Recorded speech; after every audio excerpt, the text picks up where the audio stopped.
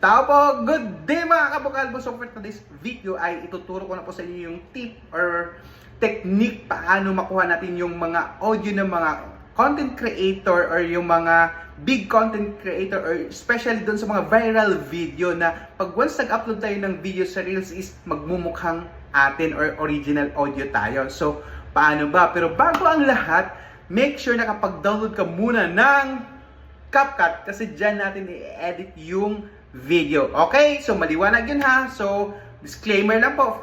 Itong video na to ay hindi po sponsored ng ibang app or anumang app ang nabanggit ko sa video ito. So, without further ado, let's go! So, punta tayo sa ating Facebook.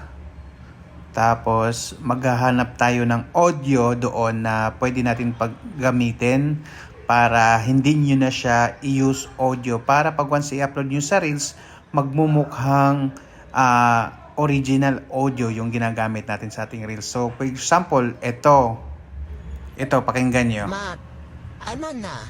Si cellphone ka pa rin? Yum time na. So, yan ang gagamitin nating audio. Kukunin natin yan. So, paano ba? Ang una nyong gagawin ay nakikita nyo yung share na icon. So, i-click mo yan, yung share icon na yan, yung nakabilog, yan. Tapos, copy link.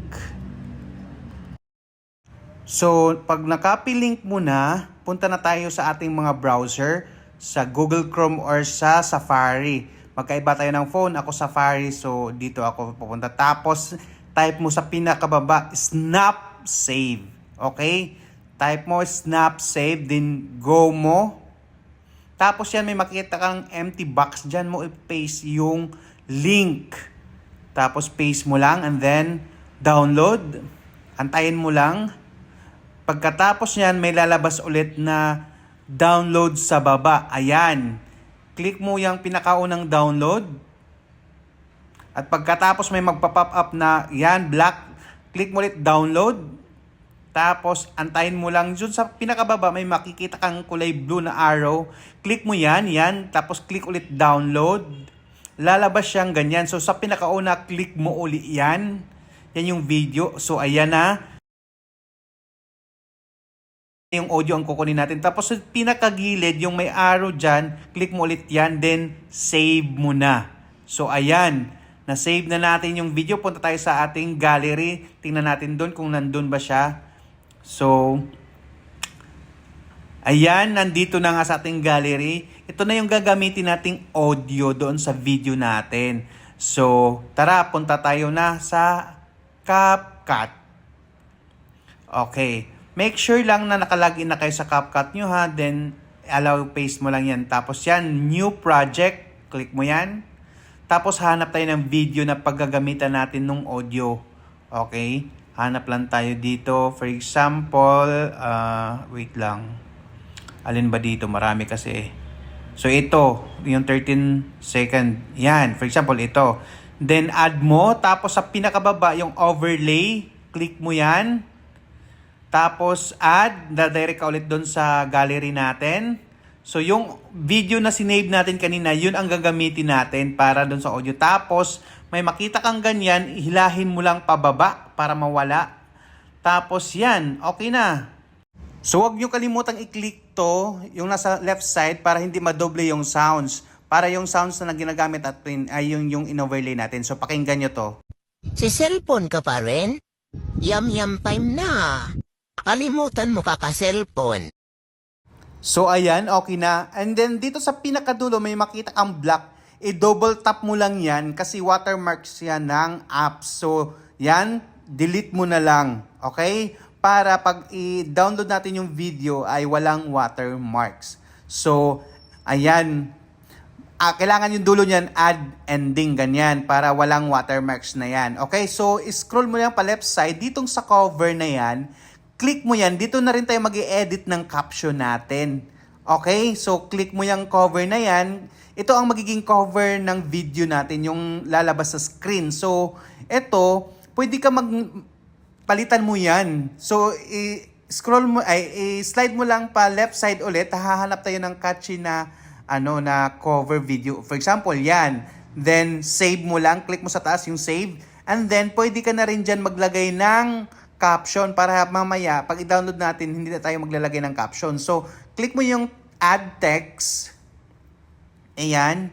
Tapos yan, for example, yung video natin na to ay nagsi-cellphone, nagvi-video habang kumakain or nagsi-cellphone. Depende na sa inyo kung ano yung caption na ilalagay nyo. So, dapat po, yung paglagay ng caption ay hindi lalagpas dito sa video natin ha, para hindi siya mapuputol. Kailangan lang sakto doon sa video natin. For example, yan.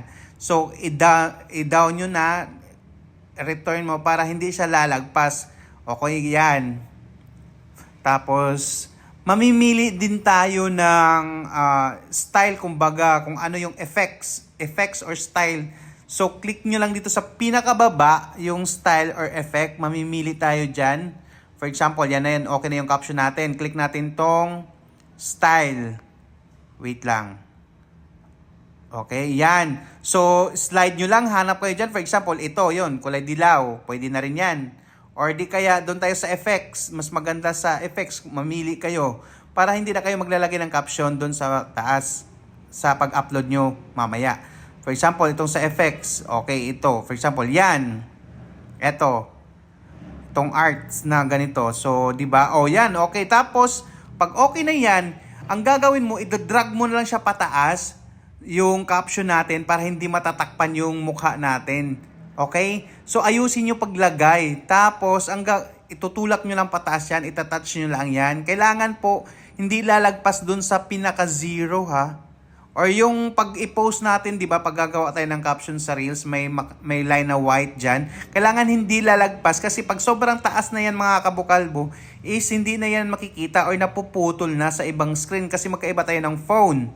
Okay? Ayusin nyo. Tapos yan, okay na. Then save nyo na. Kung okay na yan. Or di kaya i-adjust nyo yung, kung nadiliman kayo, i-adjust nyo. So save nyo na muna yan. Tapos i-adjust na lang natin. Okay. Kasi medyo madilim eh. Di ba? Ang gagawin nyo, click nyo yung unang video na ginagawa. Click mo yung unang video. Wait lang. Yan, click nyo yan. Tapos, pag maging blue na yan, sa pinakababa, hahanapin mo yung adjust. Adjust, ayan. Tapos, yung araw, brightness na yan, click mo yan, tapos hilahin mo lang pa right side para liliwanag yung video natin. Ayan, maliwanag na siya. So, ayan, pag okay na, though maganda ang CapCut talaga pag once pagdating sa editing, marami kang ma-explore o marami kang malalaman dyan. Okay, then click mo dun sa pinakataas yung download, yung may arrow. Then, yan, okay na yan. Mabilis lang mag-download pag one short, tapos punta tayo sa gallery. Tingnan natin kung ando na ba. So, wait lang. Sana ba yung gallery ko? Ayan. So, andito na siya. Ayan. Ayan, ano pakinggan na? nyo. Si cellphone ka pa rin? Yum time na. Kalimutan mo kakasel. So, ayan.